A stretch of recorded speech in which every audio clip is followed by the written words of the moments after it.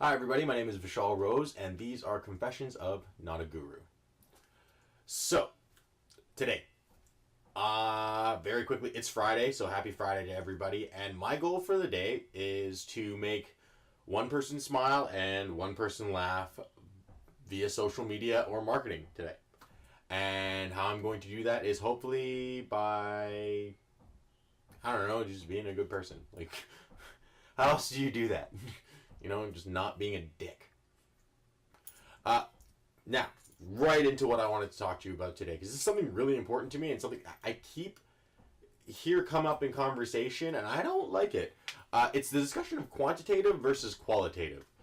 Data, approaches to marketing, just looking at insights, just anything to do with qualitative and quantitative, those two words, and how they're regarded. We are a industry completely derived on quantitative most of the time. We look at data, we look at figures, and there's nothing wrong with that. We need the data. But we disregard qualitative. And we're okay with it. We even say sometimes that we should do quantitative research over qualitative because the data gives us more insights. Now, there's a problem there though. To everybody who just thinks qualitative is not usable in marketing, what the shit, man? Like, what? Why? Like, why? It's actual one-on-one conversation with people. It's data that you need.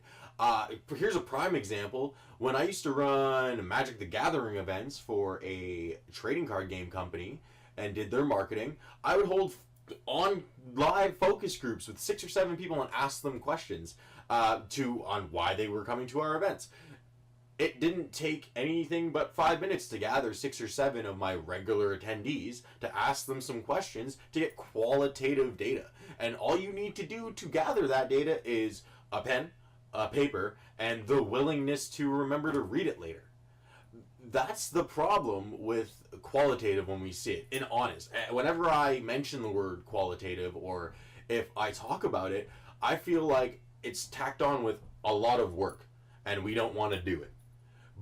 But if you look at it, we have done the past 70, 80 years of data. We just mine data, we gather it, and we analyze it, and we get insights from it, and that has left us with a huge gap of knowledge.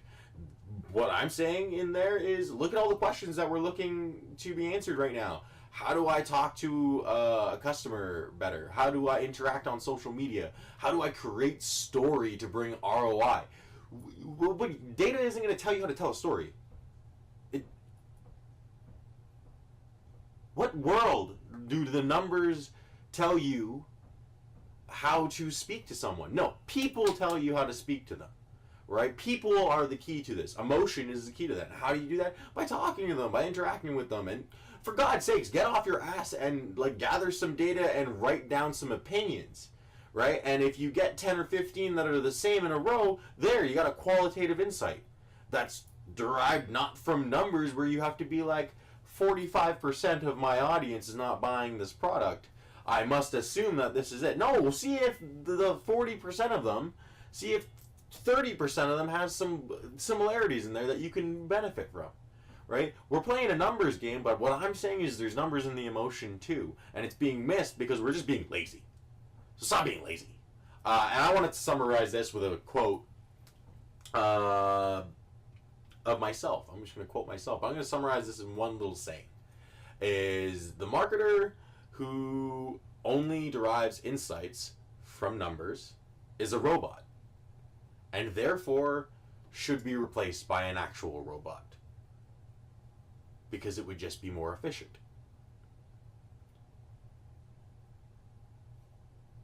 Right? Talk to people. Look at the social media comments that you're getting. Look at the actual responses, the engagement, and see past the clicks. See past the numbers, and see past how many followers you have, and see how many of those followers are actually talking to you and what they're saying. I can't stress that anymore. And that was today's Confessions of Not a Guru. Qualitative versus quantitative. Don't be a dick. Peace out.